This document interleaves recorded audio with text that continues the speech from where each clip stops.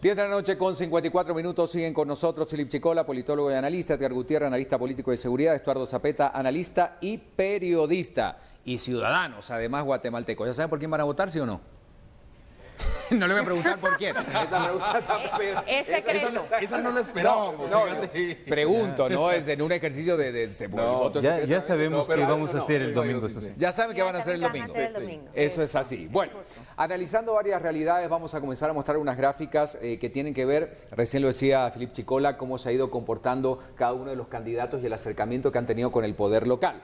La primera nos va a ir mostrando y tiene que ver justamente cómo quedaron las alcaldías después de las elecciones de la primera vuelta. Así que vamos a poner, por favor, esta primera gráfica que nos va mostrando cómo indudablemente fue el partido líder con 125 alcaldes electos, seguidos por el Partido Patriota, la UNE con 61 y así ya viene una línea mucho más decreciente con Todos, Creo, USN, URNG Maíz, FCN que obtenía el primer lugar con 2 alcaldías nada más, y en la siguiente gráfica, que es el complemento de esta, vamos a ver algunos otros partidos políticos con menos alcaldías y sí, los comités cívicos al final con 18 para hacer este total de 327 en total. Esta es la totalidad, entonces, de alcaldías. La pregunta es, para el futuro presidente o presidenta, todavía no sabemos, ¿cómo será esa relación tomando en cuenta que la mayoría es obviamente del partido líder? ¿Cómo será esa relación gobierno central? A los tres le preguntamos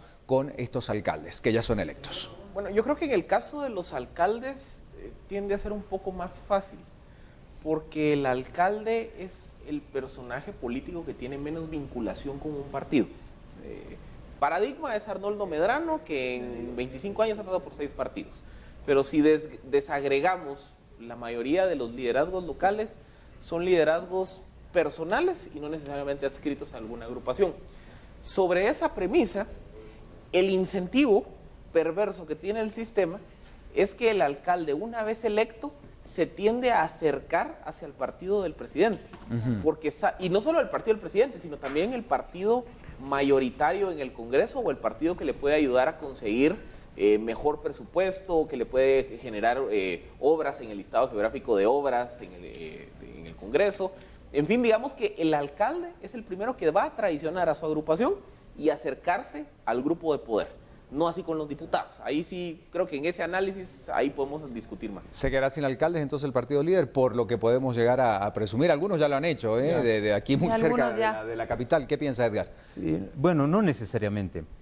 Es cierto, los alcaldes buscan al gobierno central, pero también los alcaldes son capaces de generar conflictos. O sea, es mejor llevar la fiesta en paz, pero si el gobierno no responde con eficacia, también los alcaldes pueden alborotar el hormiguero. O sea, no es que los alcaldes estén totalmente sujetos al gobierno central.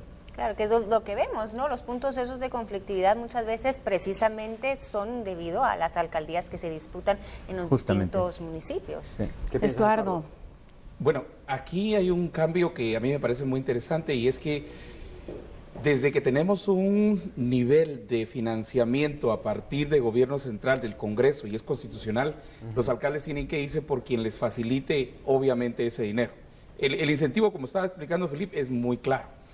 Pero aquí va a pasar algo muy interesante, y es que los alcaldes ahora, por la dispersión política y el apoyo que puede haber, digamos, al Ejecutivo, van a tener que voltear a ver a los cocodes. Siempre han sido la base de los cocodes, los comudes, pero ahora más que nunca van a tener que, para poder presentar ese frente interesante. Ojo que los del líder se quedan, digámoslo, huérfanos o semihuérfanos, porque sí tienen representación en el Congreso, que es al final donde dice, claro. Pero los mismos del Congreso, y lo que estaba diciendo también Felipe, es interesante porque estos mismos van a empezar a migrar. Y lo que el alcalde ve en diputados también termina haciendo el alcalde, y tiene que tomar una decisión. Creo que los más complicados aquí son los comités cívicos. Alguien diría tiene más libertad de moverse, pero terminan en cierto momento los primeros afiliados al partido de gobierno. como en Antigua Guatemala, que gana un comité cívico. Y vamos a tocaron un tema importantísimo que es el de la conflictividad por el tema de las alcaldías y demás. Registramos conflictividad en 11 municipios en nuestro país en la primera vuelta electoral. Y precisamente eso es lo que vamos a ver en este momento en una gráfica, en realidad virtual, vamos a ponerla en pantalla. El Tribunal Supremo Electoral decide ordenar que se repitan las elecciones precisamente en estos 11 municipios por altos niveles de conflictividad. Vamos a verlos, cuáles son, y ahí sí van a haber elecciones entonces para elegir un alcalde y por supuesto para presidente. Las estamos viendo entonces, ahí están. Bueno, creo que lo que estamos viendo son los votos de alcaldías. Yo estoy esperando la gráfica. Lo que estamos viendo en pantalla realmente vamos a hablar entonces o aprovechar a hacerlo. Son unas alcaldías logradas en la primera vuelta electoral por el partido FCN en específico. Esa gráfica que estábamos viendo. Que son dos. Que son dos. Puerto Barrios Izabal y Morales Izabal. Sí. Esos fueron donde FCN obtuvo estas alcaldías. ¿Qué nos dice entonces esto del poder quizá que va a tener FCN también en el interior del país, en estos municipios? Yo creo que es un reflejo no tanto del partido, sino de la dinámica electoral. Si hacemos justamente el análisis que aquí que estamos haciendo es, FCN tuvo un candidato presidencial que sacó casi 24% de votos presidenciales, 7% de votos a lista nacional y lista distrital de diputados, pero 2 alcaldías. Claro. Entonces es un partido estructuralmente débil. El efecto Jimmy Morales es un efecto individualista, personalista. La gente, el ciudadano votó por Morales. Y hay ejemplos, miren, aquí podemos desmenuzar las elecciones de primera vuelta. Por ejemplo, en Zacapa, el votante que votó por alcalde y diputados de todos, votó Jimmy Morales presidente. En Suchitepeques ocurrió lo mismo, pero con gente de Patriota y un poco de todos. En Huehuetenango ocurrió con gente de UCN, todos y Patriota. Y hubo incluso municipios en Alta Verapaz, en donde, e incluso en Chinautla. Chinautla es tal vez un caso paradigmático. En Chinautla, la candidata de líder, que es la prima de Arnoldo Medrano, tuvo 24,000 votos para la alcaldía, pero Manuel Valdizón, candidato presidencial, tuvo 10,000. Y esos 14,000 votos de diferencia, ¿a dónde se fueron? Con Jimmy Morales. Claro. ¿Qué nos dice eso? Morales es un candidato que atraía como individuo. Entonces tenía un partido muy débil, que no ganó alcaldías, o muy limitadas, no tuvo mucha representación en el Congreso, pero quedó primero de candidato presidencial. Y eso explica un poco el reflejo de lo que él representaba. Él representaba el candidato externo, el outsider, el que venía a convertirse como en la materialización del rechazo ante la oferta. Y esa fue su carta de presentación. ¿Sigue representando lo mismo en esta segunda vuelta electoral? ¿Y qué decimos? Sí, sigue usando el mismo a discurso. partir de este análisis que acabas de hacer tú, ¿cómo analizamos el voto de los guatemaltecos? ¿O cuál fue el razonamiento detrás del voto de los guatemaltecos? Hay un cambio del eje. Desde el 86 hasta 2011 había un péndulo de centro-izquierda a centro-derecha. Hoy le toca a centro-izquierda, en 4 años a centro-derecha y así sucesivamente. Esta vez el eje se modifica y es antiguo o viejo y nuevo. O sea, la ideología no está importando ahí. Entonces, ¿qué es lo nuevo? Es Jimmy Morales. ¿Qué es el régimen anterior? Es Sandra Torres. Entonces, sí, la lógica de la primera vuelta sigue operando en la segunda vuelta. Y ya no se ven, perdón Ricardo, ya no se ven esos votos que todo va por lo mismo, que sí se vieron, sí, ¿no? Todo era diputados el mismo, presidente lo mismo. Ahora hay un cambio interesante también, lo vimos en Antigua, lo vimos en Quetzaltenango, ¿verdad? En Quetzaltenango gana la alcaldía Encuentro por Guatemala. En Antigua, un partido que realmente no tenía representación a nivel nacional. Y para mí lo importante aquí es que los partidos políticos tienen que repensarse. Porque si hacíamos en línea el voto, si votábamos por para diputado, para alcalde, para todo, ahora no. Y por ejemplo el caso de Chinautla, el caso de Quetzaltenango es todavía, es impresionante que los votos se van para Encuentro por Guatemala y luego gana también en mayoría también Jimmy Morales. Así es. Pero cuando uno hace el mapa, lo interesante es hacer mapas. Uno ve el mapa de alcaldes y sí tiene los pedazos rojos y todo, pero uno ve el mapa de presidencia y cambia automáticamente Ahora, yo no estoy muy seguro si lo que decía el licenciado Gutiérrez se puede ver como lo viejo y lo nuevo, porque ideológicamente Jimmy y Otto Pérez Molina, o sea, el Patriota y el FCN, en realidad están en el mismo juego, están en el mismo campo. Se definen muy parecidamente, no hay mucho cambio entre alguna definición ideológica que algún día presentó el FCN versus también lo que traían, que eran como centro derecha, por ahí los dos conservadores en eso. Entonces, no sé si también el país quiere mantenerse dentro de ese conservadurismo de centro derecha, ¿verdad? En el caso de Jimmy Morales. ¿Cómo evalúan ustedes el acercamiento de ambos candidatos en esta segunda vuelta? Porque muchos se preguntan y muchos dicen que las encuestas quizás no reflejan ese voto que ya tendría ganado en el área rural Sandra Torres por haber recorrido el país en muchas oportunidades cuando era primera dama y en los 4 años en los que estuvo haciendo campaña. ¿Cree que eso será así realmente? ¿Jimmy Morales habrá tenido el tiempo suficiente para recorrer en estos casi 50 días esos lugares claves también? ¿Nos dará alguna sorpresa al área rural o eso es simplemente un mito? Miren, yo creo que hay dos variables que hay que saberlas leer de los dos candidatos. En el caso de Sandra Torres, este 2015 fue la segunda ocasión en la que la UNE sacó por lo menos 5% más de votos de lo que le estimaban las encuestas. Las encuestas siempre le dieron a Sandra Torres entre 13 y 15%. 14, era el 14. 19. O sea, Sandra era la candidata más estable en las encuestas, pero sacó 5% más de lo que la medían. En la elección 2011, cuando Sandra no iba de candidata, el partido, cuando se le preguntaba a la gente por quién va a votar usted para diputado, no se le daba más de 15%, sacó 22%. ¿Qué nos dice esto? Las encuestas tienen un problema histórico en medir el voto de Sandra. Y ese problema está asociado a que el voto de Sandra Torres se encuentra, ahí sí, en la Guatemala profunda, en la Guatemala de las aldeas y los caseríos más lejanos. Entonces, sobre esa premisa, que no nos extrañe que vamos a ver a una Sandra Torres teniendo un mejor desempeño electoral del que las encuestas las Pero estamos viendo más de 30 puntos de diferencia en la última encuesta pública. No creo es que le vaya subestimar a un área, 18, pero digo, 18, porque la línea que medir es la 50. Sí. ¿Cuánto le hace falta para llegar a 50? para llegar a 50, exactamente. No creo que le vaya a alcanzar. En el caso de Jimmy Morales... Pero sí se va a reducir. Se va a reducir, pero no creo que le alcance para cerrar la brecha. En el caso de Morales, él utilizó una estrategia que creo que hay que darle mucho pensamiento a futuro. El primer viaje que hizo Morales después de la elección fue Estados Unidos. Y se reunió con grupos de migrantes en Estados Unidos. La apuesta de Morales para tratar de mitigar el hecho que él no visitara tanto, que no fuera tan es utilizar a los mensajeros directos, a los que mandan ellos son la cabeza a los que financiera mantienen sus hogares. Exactamente. ¿Coincidís con eso, Edgar? Sí, ¿Sí? Enteramente. El tiempo era escaso, los recursos igual, entonces tenía que aprovechar al máximo las visitas. Y claro, vas a Los Ángeles y ahí encuentras representantes pues, de la diáspora y además tienen ascendencia sobre los votantes, ¿no? Así que fue una medida muy inteligente, muy estratégica.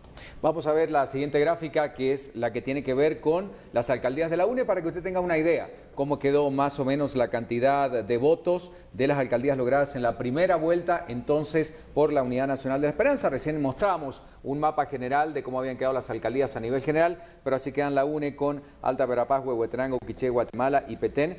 Y estamos hablando de este conjunto de departamentos, algunos con la mayor cantidad de empadronados. Es decir, estos departamentos que estamos viendo tienen un peso electoral, muchos de ellos bastante importante, ¿no? Huehuetenango, Guatemala, habrá que ver qué ocurre en esta segunda vuelta. ¿Se respetará más o menos esta línea, crees, Estuardo, dentro de este lineamiento en la elección de los alcaldes, en el apoyo a la Unidad Nacional de la Esperanza o no? No. ¿Por qué? Creo que el alcalde, otra vez regresamos al punto 1, que los alcaldes están viendo ya cómo se van a financiar. Ojo que la mayoría de alcaldías en Guatemala están en quiebra. Esa es una realidad que tenemos que enfrentar. Todas las alcaldías, no digo todas, pero se salvan algunas. Se salva San Miguel Ixtahuacán, precisamente porque ahí está Mina Marlin, se salva alguna alcaldía aquí de los que reciben regalías por minería. Y se salva Santa Catarina Pinula porque la gente paga el YUSI. Pero de ahí el resto de alcaldías en realidad están en quiebra. Entonces ellos tienen que buscar recursos y su movimiento político va hacia quien pues puede determinar de cierta forma los recursos o los puede apoyar con proyectos. Y eso es básicamente que tiene control de los ministerios, sobre todo el Ministerio de Comunicaciones, ¿verdad? Por eso es que otra vez yo regreso a los COCODES y a los COMUDES. Los alcaldes tienen que voltear a ver en estos momentos a los COMUDES y y los comunes y los consejos. Cuidado porque también muchos ya la corruptela entró también a ese nivel. Estuardo, pero entonces estás diciendo que ya le están apostando al ganador, digamos, el que se supone que podría ser el ganador, el caballo ganador, dicen en Guatemala. ¿Eso es lo que harían entonces esas alcaldías? Es que no tienen otra forma de sobrevivir, es una apuesta. O negocia o no. Sí, o negocia o se queda sin recursos. Pero es parte también del mapa político. Ahora el tema es que va a pasar en el Congreso de la República, eso vamos a ver porque eso sí me interesa. ¿Cuál será ese famoso ajedrez sin el Congreso, sin las leyes, presupuesto? ¿Cómo se va a comportar la oposición? ¿Será una oposición distinta, constructiva, que apueste a un plan país o seguirá velando solamente por los intereses de este partido, como lo hemos visto en las últimas 2 administraciones anteriores? Esto será luego de la pausa con los analistas que nos acompañan y el hashtag que sigue para que la gente siga opinando. María René. Exactamente, ya sabe que estamos aquí presentes a través de las redes sociales también. Hashtag Voto 2015 GTV. A través de este nos podemos ir comunicando y claro, queremos conocer su opinión, queremos que usted participe con nosotros esta noche. Ya volvemos.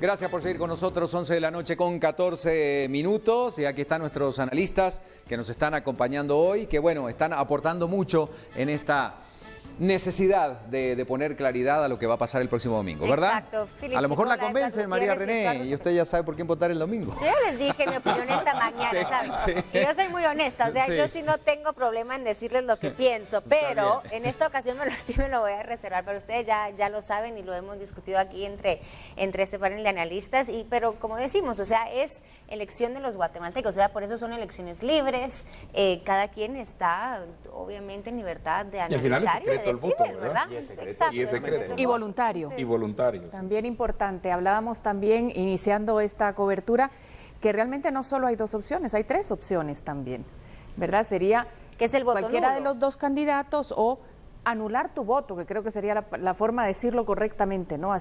Son opciones, la realidad es que sí es un voto libre y usted deberá tomar la mejor decisión. Eso sí, piense que la decisión es para Guatemala. Exactamente. Y hablando de eso, la gente habrá decidido, va a votar, no va a votar. Redes sociales cumplen un rol fundamental. ¿Y cómo tabulamos todas estas cosas? Estuardo realmente que es un experto en redes sociales porque ella decía el porcentaje, analizaba cómo van y todo lo demás mucho más rápido que nosotros. Bien hecho, Estuardo. Contanos, Crista, cómo va entonces la respuesta de la gente y ya quién se encarga de darnos este servicio para ver estos resultados. Adelante. Exactamente, gracias compañeros. Pues sí, las redes sociales han sido una herramienta fundamental para todo el tema de las elecciones 2015 y por supuesto también nos ha servido mucho en los debates, por eso queremos indagar un poco acerca de este tema y cómo nosotros podemos ver a través de las redes sociales resultados actualizados casi de manera inmediata. Me acompaña Emanuel Erazo, director de desarrollo de Océano Azul Comunicaciones, quien es la empresa que nos ayuda y pues nos postea todas las estadísticas en pantalla que usted ve actualizadas de manera inmediata, como yo lo decía. Emanuel, buenas noches. Cuéntenos entonces cómo se mide, por ejemplo, en el foro de ayer, todas las respuestas y la afinidad que tenían los candidatos de manera inmediata en las encuestas. Buenas noches. En el foro de ayer hubo algo muy interesante. El 62% apoyó al candidato Jimmy Morales, el 38% a Sandra Torres, pero el 62% dijo que los temas no los manejaban los candidatos. Entonces, básicamente, esto se midió por medio de los hashtags que ustedes fueron diciendo en el programa y básicamente fue como fuimos midiendo. ¿Y cómo se logra esto actualizar de manera inmediata? ¿Cómo nosotros podemos ver cómo va cambiando conforme va el foro pasando? Okay. Gracias a estas herramientas. Sí, el sistema que hemos elaborado se basa en el feed de Twitter, entonces todo lo vamos capturando, lo vamos procesando y vamos midiendo cada uno de los parámetros.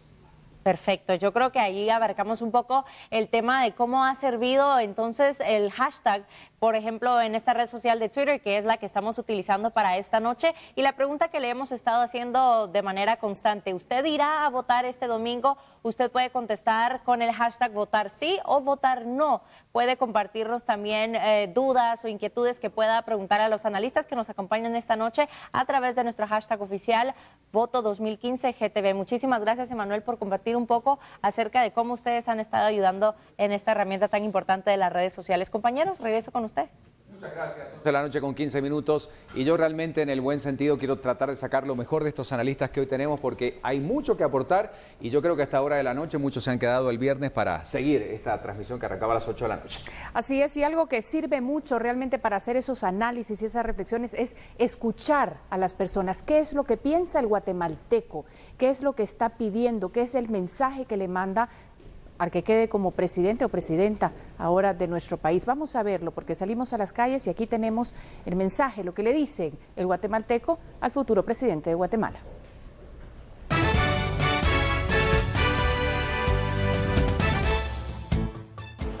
Que sea consciente y que tenga temor de Dios para que sea la voluntad de Dios y que Dios dirija nuestro país. Eso le diría yo al futuro presidente y que Dios elija al futuro presidente, ya sea él o ella, Joel Aquino. Bueno, ante todo que por favor sean honrados, que se olviden de la corrupción que ha imperado en nuestro país y que nos tiene de una vez casi muriéndose de hambre al pueblo, ¿verdad? Sobre todo eso. Carlos Herrera. Hay que verle por los guatemaltecos. Sí, la verdad que sí, acuérdense que estamos muy mal ahorita en la seguridad, ¿va? ¿Cuántas matanzas no hay últimamente, verdad? Jennifer Peralta. La misma, ¿verdad? Que sean honrados, que trabajen para el pueblo, ¿verdad? Que es lo que todos esperamos. Ana Pasos. Gracias, muy amable. Que le pediría que él corrija al país, ¿verdad? Que cumpla con todo lo que está prometiendo, ya que solo ofrece, pero nunca cumple, ¿verdad? También honestidad, ¿verdad? De todo. Todos los valores, ¿verdad? Que sí. Elvis. Gracias.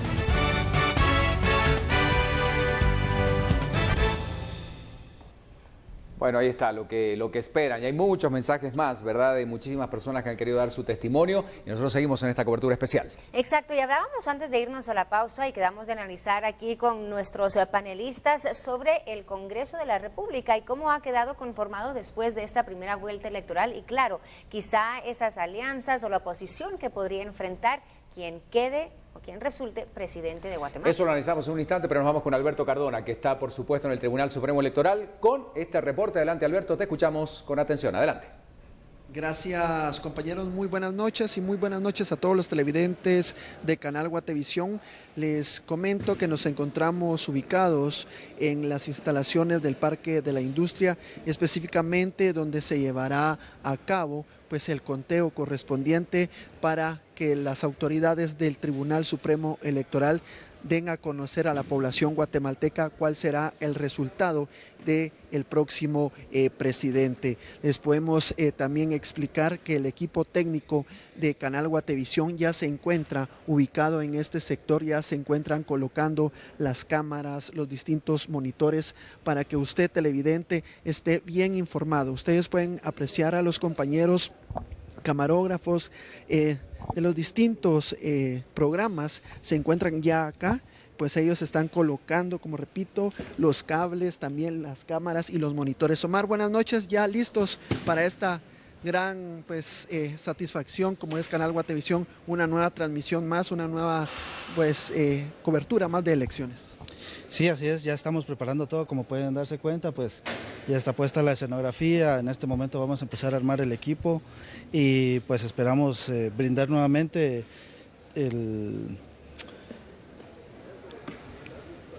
todo lo mejor para el televidente, ¿verdad? Que tenga las noticias al instante. Omar, para que los televidentes pues sepan cómo es el trabajo tras cámaras, principalmente horas de trabajo, horas de esfuerzo, madrugadas, noches, desvelos. Sí, bueno, mira, realmente pues es algo que la gente no nota, ¿verdad? La gente al final pues ve, valga la redundancia, el producto final. Sin embargo, pues para nosotros queda como una satisfacción enorme el saber que a la gente le llegó un producto de calidad, a fin de cuentas, es para lo que nosotros trabajamos, ¿verdad? El desvelo no importa. Realmente no importa. Gracias, Omar. Muy amable como ustedes escuchan, compañeros, en el estudio, pues son las declaraciones de Omar, una de las personas responsables en realizar todas las mañanas, pues los distintos tiros de cámara. También les podemos explicar que los compañeros, pues esta noche será una noche de desvelo. Ellos van a continuar pues en este sector del Parque de la Industria, colocando las cámaras, colocando los monitores para que usted, televidente, pues esté bien informado y esté pendiente de esta gran cobertura que tenemos como canal Guatevisión. Con esta información y con estas imágenes de los compañeros, pues yo regreso nuevamente a los estudios centrales. Muchas gracias, Alberto Cardona, desde el Tribunal Supremo Electoral. Gracias a la gente en redes sociales. Están preguntando si Estuardo Zapete y Filipe Chicola van a estar de manera permanente. Pues nos van a estar acompañando y la invitación está hecha para que se puedan sumar. Edgar ya es un columnista de siempre de nuestra casa, así que la puerta está abierta. Acá hay que ser interactivos y eso es lo que nos permiten las redes sociales. María René hablaba recién de un tema importante. ¿Cómo queda el Congreso de la República? Veamos la siguiente gráfica, por favor, porque es un tema importante, aunque todavía quedan 2 curules por definir por parte del Tribunal Supremo Electoral. Indudablemente, al igual que las alcaldías, el partido líder se queda con 45, la UNE con 33, el Patriota con 18, cosa que llama mucho la atención porque después de todo lo que ocurrió, de todas maneras, el Partido Patriota hizo una elección a nivel presidencial y también a nivel Congreso, y vamos a ver qué ocurre justamente con FCN, que en este caso está en 5º lugar con tan solo 11 diputados. Se habla mucho del transfugismo, de lo que puede llegar a ocurrir, muchos lo condenan, lo critican, sin embargo, ya lo hemos visto, sobre todo en el Partido Patriota en los últimos meses. Partido líder también. Exactamente. ¿Qué va a hacer el futuro presidente con el Congreso? ¿Qué ajedrez político le toca jugar? Bueno, yo creo que el escenario del Congreso ese sí es el impredecible, porque hay demasiadas variables en la ecuación. La primera variable está asociada a si se aprueba antes del 14 de enero alguna reforma, ya sea electoral o al régimen interior del Congreso, que prohíbe el transfugismo. Si se aprueba, creo que ya tenemos los números relativamente dados. Lo prohíbe 3 años, perdón. Si se hiciera te bien. lo prohíbe 3 años. No, si una reforma que se hiciera bien. No, pero te lo prohíbe 3 años. El cuarto ya pueden hacer transfugismo. Esas reformas son un engaño. Si llegara a pasar, pasa esta, ¿no? Si llegara a pasar esta, pero esta no atiende el problema. Y depende cuando entre en vigor. Porque si entra en vigor el 16, viene a ser a partir de ahí la siguiente elección, exactamente. 2019. Sí. Entonces, pero si no hay ninguna reforma, si llegamos al 14 de enero sin reforma aprobada o con una reforma que entre en vigencia hasta después, ahí sí cualquier cosa puede pasar, porque este mapa no se va a sostener. Y no se va a sostener particularmente porque el primer y el tercer partido con más diputados, el Patriota y Líder, hoy están huérfanos. Y sus diputados están en esa situación. Yo creo que están esperando a ver quién gana. Y si no hay una regulación contra el transfugismo, me atrevería a decir que el lunes 26 va a empezar a generarse movimientos de bancadas que van a alterar el balance del Congreso. Recordemos lo que pasó 2011. La UNE metió, si no estoy mal, creo que 48 diputados. En ese momento la UNE parecía huérfana porque Sandra Torres no había participado. Claro. Y lo primero que ocurre es que el bloque de Roberto Alejos, de en ese entonces 16, 17 diputados, rompe y se forma un nuevo. Yo creo que esa es la incertidumbre que tenemos y esa se va a ir resolviendo en los siguientes días. Lo que sí podemos prever desde ahorita es que Jimmy Morales sí entra en una situación de mayor desventaja respecto a Sandra Torres, porque tiene solo 11 diputados. Tiene que negociar sí o sí. Y a ver, a mí esto me recuerda a la situación de un Jorge Serrano. Es que digamos que ese es el problema cuando surge el candidato externo, el que de carambola pareciera que llega a ganar una elección, que al tener un partido débil tiene una bancada débil. Y entonces aquí o aprende cintura política para negociar y conseguir mayorías en el Congreso que le aprueben legislación, o va a ser un presidente atado. O sea que estaríamos pensando que todas esas negociaciones que dice el candidato Morales que él no ha tenido que realizar, pues las tendría que hacer si llegara a ganar la presidencia, ¿no? Si llega, lo tiene que hacer. Y el poder ciudadano, Estuardo, Edgar, el poder ciudadano será también un determinante, porque sabemos no que va a presionar, pero que va a ser un contralor indudablemente fuerte del futuro presidente o presidenta. ¿Podrá tener la misma fuerza para presionar al Congreso de la República cuando se estanquen leyes, cuando pasen todas estas cosas que hemos visto por años en el Congreso de la República? La pregunta es para ambos, Edgar. Es que yo quería introducir el matiz, que en Guatemala este año cambiaron muchas cosas y no cambió nada. Pero, por ejemplo, la justicia ya no se imparte como se impartió durante tantos años. Y la política ya no se va a hacer igual. Y en el caso del Congreso, sospecho que los diputados se van a agazapar en tanto que vean cómo es que se va a jugar también la baraja. Es decir, ya se levantó la guillotina de la depuración y eso les asusta a ellos. O sea, tenemos que ver que hay nuevas reglas del juego y todos van a tener que aprender a jugarlas o ver cómo las derrotan para volver al viejo sistema. Pero en este momento, yo diría, el Congreso está también a la expectativa, todo el mundo está especulando, no necesariamente Jimmy Morales o quien sea, o Sandra Torres, tienen que entrar a negociar esas partes opacas del presupuesto, ¿verdad? Porque eso también, y ese es otro análisis, para mí el reloj de arena del próximo presidente no se voltea el 14 de enero a las 14, se voltea el 26 de octubre, o sea, en 72 horas ya le comienzan a contar las costillas del próximo presidente o presidenta. Desde qué equipo nombra, hasta qué plan de emergencia tiene, hasta cómo va a negociar o no se va a involucrar en negociaciones turbias en el Congreso. Eduardo, ¿qué pensás? Bueno, el Congreso ya empezó a caer. El hecho que hoy, por ejemplo, a Gudy Rivera, pues básicamente ya está con antejuicio, ¿verdad? El mismo licenciado Barquín acusando a su hermano, por lo menos diciendo algo de su hermano, el diputado Barquín. Tenemos a Pedro Muadi que renunció. Entonces, sí hay temor dentro del Congreso. Además, esta bancadita que se formó, que se llama Podemos. ¿Verdad? Que desgrana ahí al PP y desgrana también ahí a los... son tránsfugas que la mayoría perdieron reelección. Entonces, empieza a ver. Pero ahora que ya vimos que es posible, que la ciudadanía ya vio que es posible entrarle al presidente, vicepresidente y al IX, que es posible entrarle a la SAT, que es posible entrarle a muchos. Ahora estamos viendo que sí es posible, que debemos, y es nuestra obligación, entrarle al Congreso, porque la línea principal es el Congreso y la línea principal es el listado geográfico de obras. ¿Cómo entrarle al Congreso? 13.000 millones. Pero ¿cómo entrarle al Congreso? Bueno, ya están cayendo. Va a empezar la presión. Y aquí es donde la ciudadanía nos tenemos que organizar. O sea, ya lo logramos una vez, tenemos que ser pacíficos, pero tenemos que entrarle al Congreso, porque el daño más grande en realidad no lo hace el presidente, no lo hacen los alcaldes. El daño más grande siempre lo hace el Congreso. Y a nosotros, el que menos atención le hemos puesto. Así es. Mire, hablando de la oposición, me interesa mucho porque uno después de la primera vuelta uno empezó como a especular, bueno, hacia dónde se van a tirar los otros partidos.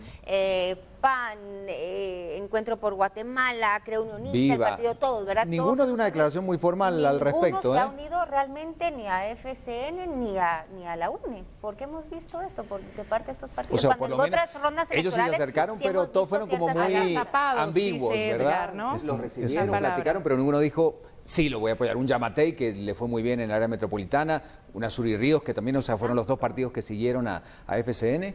Bueno, creo que está muy asociado al carácter de los dos candidatos que quedaron en la contienda. Sandra Torres es una candidata con altísimos niveles de rechazos urbanos. Eso quiere decir que para candidatos como Alejandro Yamatei, Suri Ríos, Juan Gutiérrez, que tienen un nicho más urbano, no podían salir a decir voy a apoyar a Sandra Torres, porque eso es generar cortocircuito entre su base electoral y su discurso. Pero Jimmy Morales también fue un candidato que él mismo evitó entrar en negociación, en acercamiento con cualquier partido, por lo que hablábamos. Si Morales enarboló una bandera a decir, miren, yo no soy político, yo no vengo del partido, ¿no? Yo no me voy a prestar a negociar, pues yo solito me miro más bonito. Obviamente, también la apuesta de Morales es que sin la necesidad de entrar en una negociación vis a vis con un partido, con un candidato, él podía atraer al votante. Y la apuesta de Morales estaba sustentada particularmente en dos cosas. Primero, el rechazo de Sandra Torres de parte de ese electorado urbano.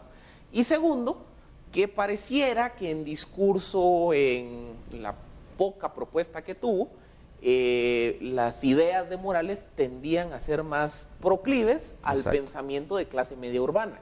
Entonces yo creo que Morales, su apuesta fue decir, sin necesidad de tocar la puerta del candidato del partido, yo bien me puedo jalar ese voto. Mañana lo vamos a escuchar porque acá en esta misma mesa estarán Alejandro Yamatei, estará Roberto González, estará Eduardo Suger, estará José Ángel, van a estar todos aquí, todos los que no llegaron, para que nos digan. Obviamente va a estar interesante ese análisis también, están invitados ustedes si quieren venir.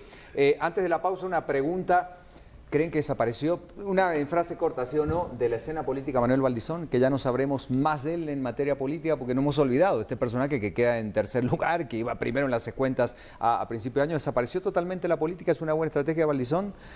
¿Qué pensás, Felipe? Regresará en unos 3 años. Es difícil de proyectarlo porque otra vez, si regresamos 4 años en la historia, parecía que Sandra Torres había desaparecido y vean, ahí está. Creo que la diferencia es que Manuel Valdizón, honestamente a mí me ha costado encontrar otro ejemplo a nivel mundial en la que tengamos un candidato que ha llegado a la elección con 50% de rechazo. Eso es inaudito, que un candidato haya sido tan odiado. Obviamente Valdizón, entre eso, la implosión de su partido, se queda callado y hoy no sabemos nada de él.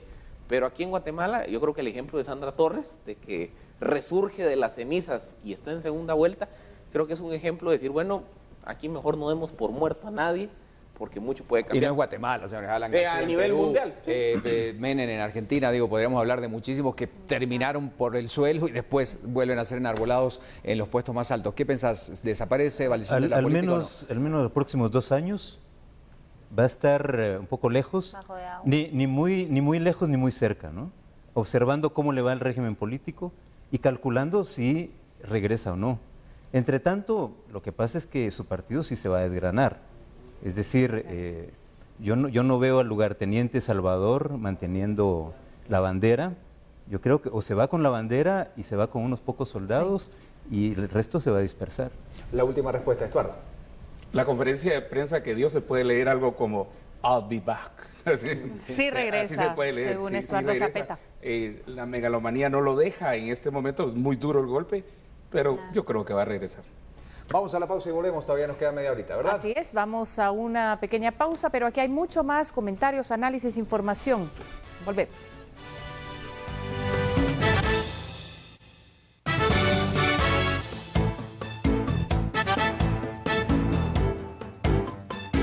Once de la noche con 37 minutos, gracias por acompañarnos. Seguimos en esta transmisión que arrancaba a las 8 de la noche y el domingo o el lunes a la madrugada terminamos cuando conozcamos el nombre del futuro o futura presidenta del país. Ahora sí vamos con redes sociales que están jugando un papel importante, analistas de Primer Nivel con nosotros esta noche. Crista, ya para ir cerrando, mucha gente participando. La gente sabe por quién va a votar, va a ir a votar el domingo. ¿Qué dicen?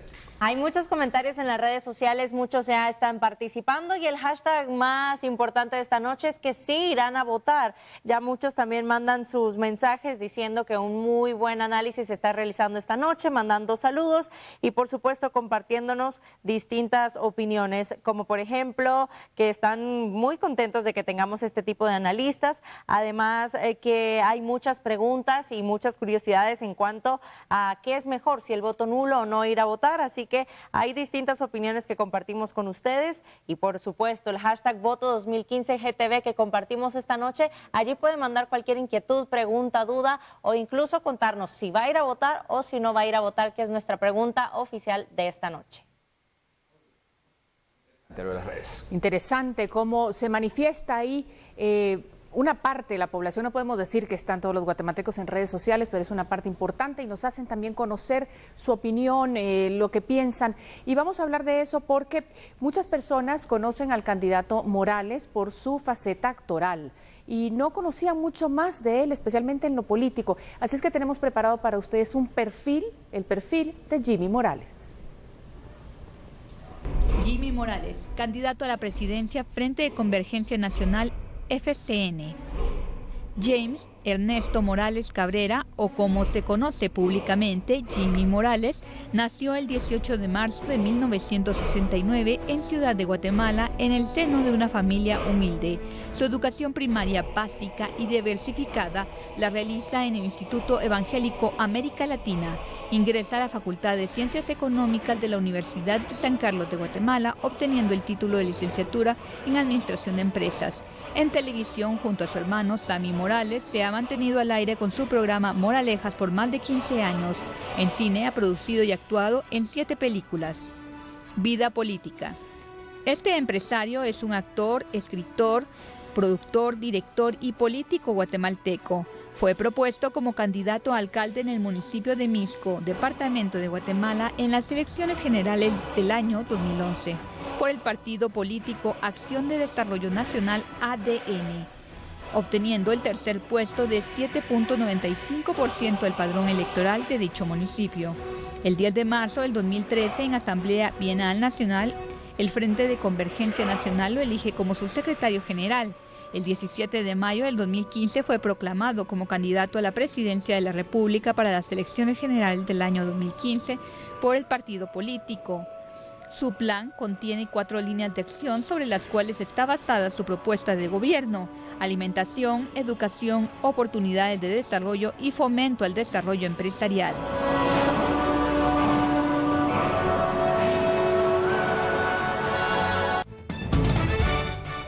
Bueno, y así conocimos un poquito entonces a uno de los candidatos, a Jimmy Morales por el partido FCN, pero también tenemos... ¿Qué tal si nos dan los analistas lo que piensan del perfil? ¿Cómo lo definirían ustedes en pocas palabras?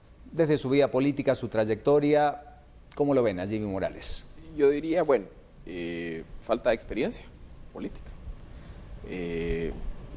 Desconoce temas de administración pública, pero creo que se ha presentado como una persona de buenas intenciones y un excelente comunicador. Yo creo que lo que estamos viendo es que él ha logrado matizar sus deficiencias de fondo con una excelente forma. Bien. Alrededor de Jimmy Morales se mencionan nombres, o uno escucha ese análisis de un Ríos Montt, tú lo acabas de mencionar también hace poco, en el marco político, digamos, ¿verdad? En un Serrano. ¿Tendrá la gente cierta razón en venir y nombrar a esos personajes cuando piensa en Jimmy Morales? Si nos referimos a lo que lo rodea o a dónde viene, de dónde viene, yo creo que hay mucho mito sobre esto. Hemos pensado durante varias elecciones que el voto de los ex-PAC es en bloque, que hace a un presidente, que los evangélicos hacen o no hacen un presidente. Y hemos visto varios candidatos que incluso pastores evangélicos, no, la lógica del voto es otra, no necesariamente se alinea. Pero efectivamente yo lo calificaría como un aficionado a la política que se sacó la lotería sin estar preparado para hacerlo. Estuvo en el momento adecuado. Sí. Tuvo el momentum. Guatemala le creó ese momento. Yo creo que para una clase política, de veras, en todas las universidades del mundo, es un caso para estudiar, porque empezar siendo un candidato de redes sociales con tan poca y que haya llegado donde haya llegado es un caso para digamos que analizarlo, en Costa Rica se ganó la elección última con redes sociales, pero la sociedad costarricense es muy distinta a la nuestra. Claro. Por eso yo digo, no es que le estén votando a Jimmy Morales, están votando en contra de todavía. En contra de la vieja clase política. Estuardo, ¿cómo ves el perfil de él? Es cierto, es de las redes sociales y yo creo que tenemos que irnos acostumbrando que así es la política. No así será, sino Manuel Castells en política y comunicación lo desarrolla perfectamente bien en el caso de Obama en la primera elección, ¿verdad? De cómo esto realmente fue lo que determinó en cierto momento la elección y los movimientos que hubo. Yo creo que perdemos de vista que Jimmy Morales tiene la campaña más larga. Y siempre me dicen, pero si tiene 20 años de estar en televisión. Claro, y el elemento, y el elemento, de hecho este elemento, estar aquí, es muy impactante y creo que los televidentes tienen que saber, y todos lo entendemos, que esta presencia es muy importante y estar así 20 años, y estar identificado con ciertos, digamos, actores, con ciertos papeles, personajes, eso se queda. De hecho, hay una encuesta que analizamos con Philip, en la cual había una pregunta: ¿estamos midiendo lo que estamos midiendo con Jimmy Morales o estamos midiendo algo diferente? Y cuando se medía Jimmy Morales llegaba a 54, creo que era 54%, de conocimiento. Pero cuando se preguntaba a Nito y Neto, casi llegaban al 80. Casi llegaba al 80. Entonces, en realidad, el votante estaba siguiendo, en este caso, a Nito y Neto. El reto era subir a Jimmy Morales al nivel del conocimiento de Nito y Neto. Y cómo los personajes se adelantan a las personas. Creo que independientemente de eso, Sí, me ha sorprendido que los planes de gobierno brillen sobre todo el de Jimmy Morales, ¿verdad? Tiene ahí una cosa que se llama Visión 2020, que se copia de algo y luego se va a ganar lo de CG Plan, pero que ellos hayan hecho algo, hayan hecho ese ejercicio que tal vez algunos hemos apoyado en cierto momento en otras circunstancias, en empresas, por ejemplo, no lo tiene. Un plan que diga qué, quién, cómo, dónde, cuánto, de dónde van a salir los recursos, cómo vamos a evaluar, cuáles son las metas, cómo medimos al principio, durante y al final. Claro. No lo tienen. Entonces ahí es donde viene esa inexperiencia. Un plan de trabajo.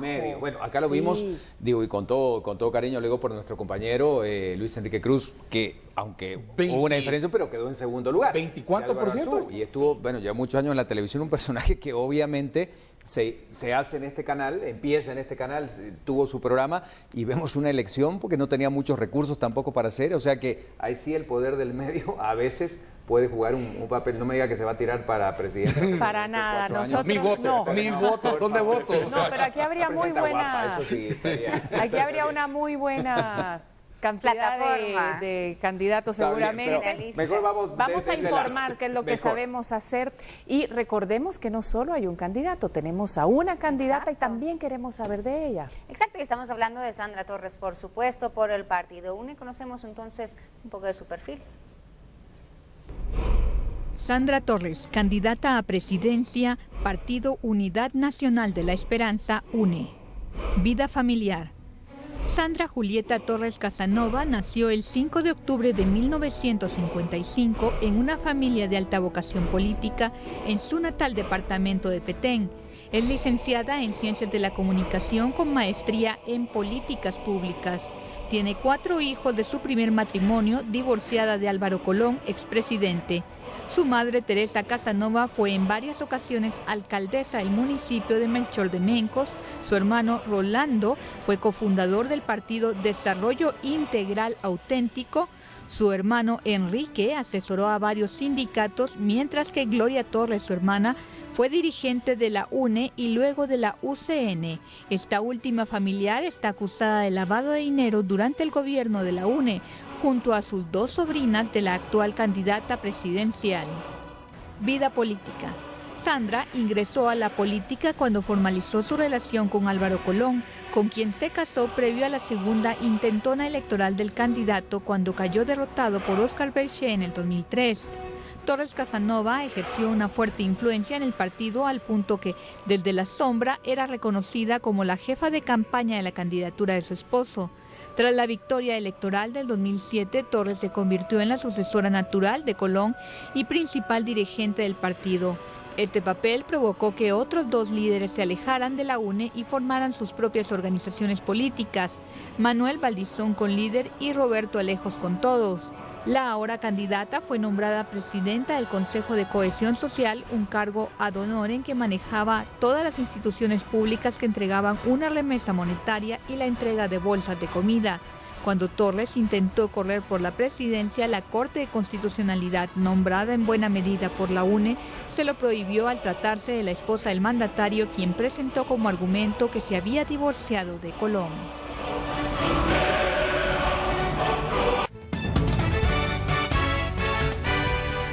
Bueno, y como el debate ahora empezamos por otro lado, ¿verdad? Pues Estuardo, para darte la opción entonces de, en pocas líneas, definir el perfil de Sandra Torres. Creo que el perfil creo que la palabra ambición es la que más queda en este caso, ¿verdad? Y lo vimos no en la campaña que ella intentó participar, pero la misma CC le dijo que no. Luego, un buen trabajo a nivel rural, porque hay que reconocerlo, un buen trabajo a nivel rural en términos de los programas sociales, que al final, por el mismo Patriotas, son llevados a nivel de ministerio, ¿verdad? Y tercero, para mí sí es muy importante, es que todos los que han trabajado con ella y están alrededor de ella, es que confirman el sistema que ella tiene de trabajo, o sea, es constante y les cuesta aguantar, de hecho, muchos de los que están ahí con ella. No sé, yo lo he dicho, yo soy antropólogo y no sé si en cierto momento también el rechazo de Sandra no solo es político, sino tiene que ver a que en un país conservador y machista como Guatemala hay un nivel de misoginia, así muy subyacente, que no lo decimos porque nos da pena y hay cosas que están ahí, pero no las decimos, la hipocresía guatemalteca, pero ahí está.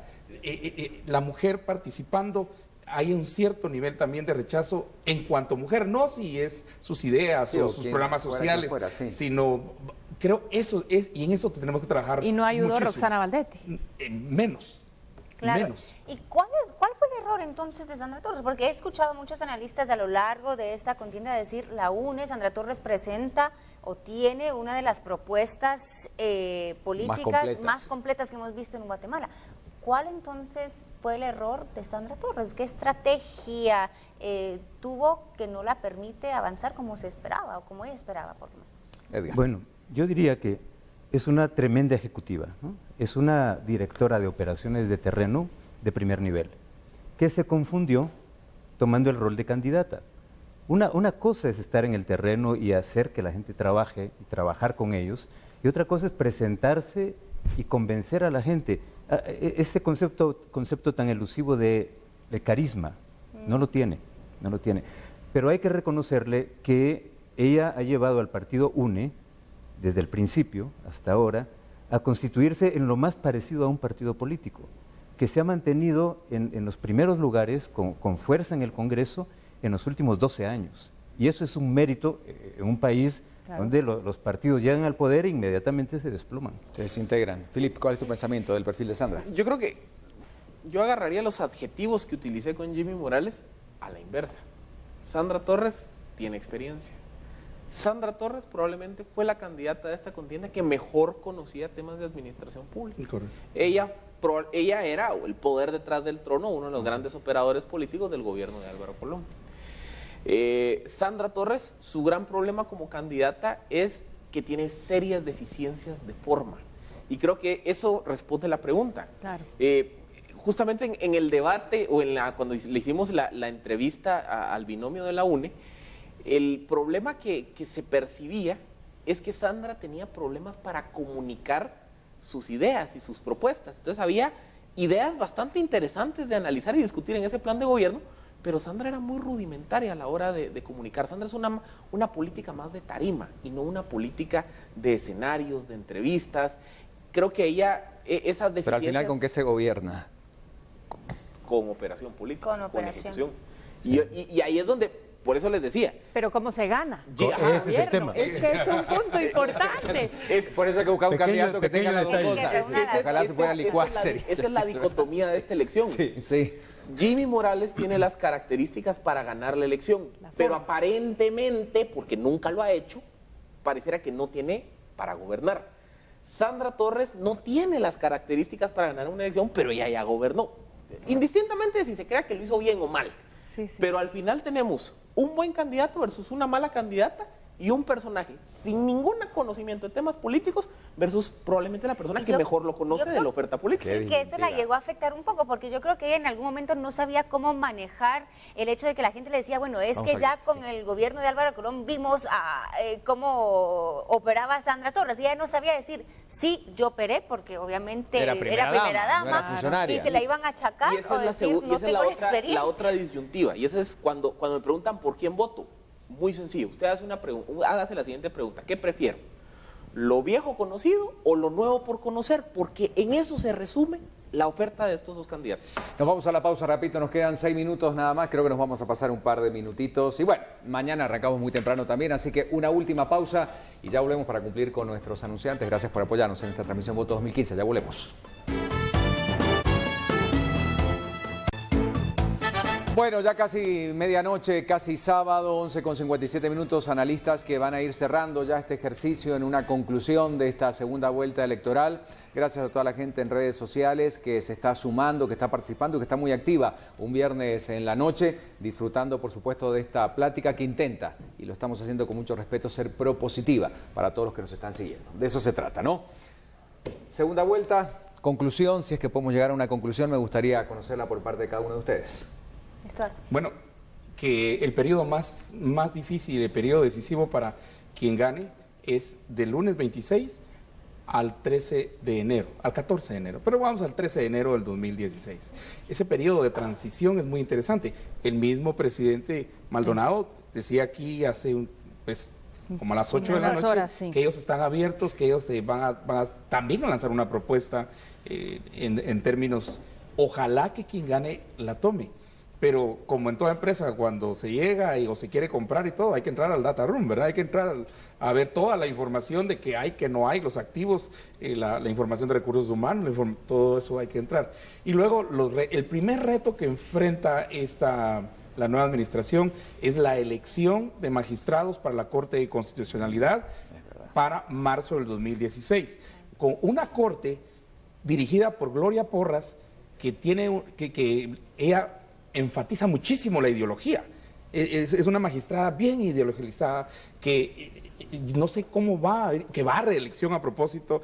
Yo creo que es muy interesante que nos empecemos a enfocar ya a las decisiones que tienen que tomarse. No se ha aprobado el presupuesto, tenemos noviembre para la gran discusión del presupuesto, pero luego vienen entonces todas las elecciones enormes que se tienen y las peticiones. Y obvio, el gobierno que gane, quien quiera que gane, el 14 a las 14 lo que va a tener es una manifestación de maestros, una manifestación de los sindicatos de salud, una manifestación de CONIC, de CENOC, de todos los porque todos van a empezar a pedir. Ojo, empiezan a pedir cuando hay menos o no hay. Y hay que ser realismo, y aquí tenemos que llegar al hiperrealismo político, de decir, de comunicar, ahí donde está de comunicar y decirles, esto es lo que tenemos, así dejaron las cosas, con esto tenemos que trabajar, no hay para todos, vamos a priorizar y agarramos 1, 2, 3, solo podemos lograr 3, 4 cosas y las vamos a hacer bien, no 500, todas malas, ¿verdad? Claro. Bien. Perfecto. Edgar. Conclusiones, a ver, empezamos este programa diciendo son elecciones atípicas y efectivamente, porque este es un año atípico, este es un año en el que la sociedad se sacudió la anomia y está haciendo unas apuestas arriesgadas como yo no he visto en muchos años. Está a punto de elegir un presidente, no necesariamente un gobernante. Con las elecciones del 6 de septiembre, la ciudadanía inhabilitó la ley electoral y de partidos políticos. O sea, no valió el que más dinero puso sobre la mesa, no valió el que más estructura tenía. Entonces, eso lanzó un mensaje. Ahora, queda por delante un enorme signo de interrogación porque, perfecto, la ciudadanía cumplió su papel y lo está haciendo bien, lo está haciendo de manera ejemplar, a ver si los políticos están a la altura de los desafíos que tiene este país, que son no solo la coyuntura de la caja fiscal, los hospitales que están colapsando, las escuelas que están desvencijadas, las carreteras que están hechas pedazos, no, hay cosas mucho más de fondo. Entonces, vamos a ver de qué se trata el año entrante. Si rehacemos el pacto social, reinventamos Guatemala o seguimos el camino del deterioro. Felipe.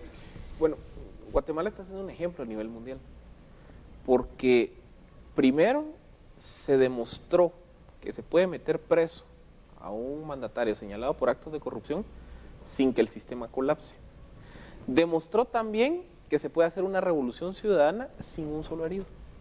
Demostró también que se puede llevar a cabo un proceso electoral en el marco de esos vaivenes políticos y tener un nivel histórico de participación. Creo que hay que seguir demostrando que el sistema democrático en Guatemala, contrario a lo que decíamos, se está solidificando.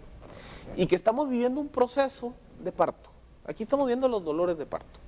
Y yo sé que a muchos voltean a ver la oferta política y dicen, me gustaría que hubiera mejores candidatos. Sí, pero es que eso es un proceso. Yo creo que lo que hemos avanzado en estos 6 meses ha sido pasos de gigante. Nos falta todavía un gran camino por recorrer. Y aquí yo creo que vamos a sentar la base para el futuro. Y yo creo que el siguiente presidente, indistintamente de quién sea, sabe que tiene la plaza vigilante. Sabe que no va a poder abusar del poder y de los recursos públicos como los anteriores gobiernos lo hicieron. Eso de entrada ya marca un cambio. Y ahí es donde hacia futuro tenemos que construir en reformar las leyes y los sistemas que están débiles, en mejorar el sistema de partidos políticos y eventualmente se irá mejorando la oferta política. Y yo creo que sobre esa base el llamado es a ejercer el voto. Una segunda vuelta por definición es excluyente. Claro. Tengo 2 opciones y no 10, no 20. Y ahí es donde es importante que el guatemalteco indistintamente ejerza su voto. Ya sea, aquí presentamos la dicotomía, lo viejo conocido, lo nuevo por conocer, y si de igual forma no le encuentro una respuesta a esa pregunta, en una segunda vuelta es más válido, bueno, hay otras opciones de voto. Ahí está el nulo, el blanco, que se pueden cuantificar. Ojo, también reconozca que si estoy votando nulo o blanco, estoy dejando que alguien más elija. Claro. Pero lo importante es votar, porque es decir, yo pienso A, B o ninguna de las anteriores.